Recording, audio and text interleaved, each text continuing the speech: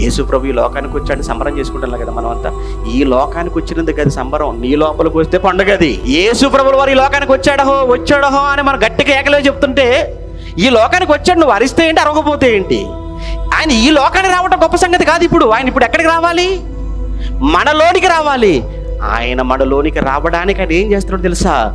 ఆయన తలుపు నొద్ద నిలుచుండి తలుపు తడుచున్నాడు. తలుపు తడుతున్నాడు. ప్లీజ్ తీయండి. విషయం ఏంటంటే, ఎంత మంచివాడు, సంస్కారం కలిగిన వాడండి మన ప్రభువు.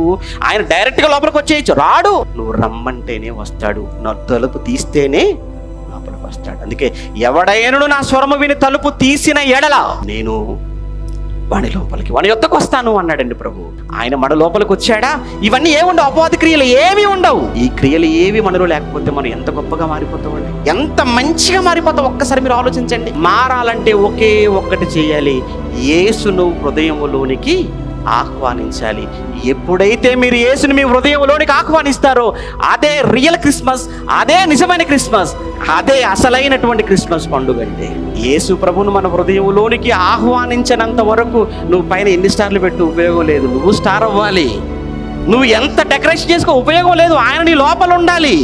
ప్లీజ్, కొంచెం ఇబ్బందిగా ఉన్నా నేను మీ మేలు కోరుతున్నాను కనుక, గాయమైనా పర్వాలేదు, చిన్న గాయాలే కదా, సరి చేసుకుందాం. తప్పే ఉందంటే, మనం తెలియక చేసాం, మార్చుకుందాం.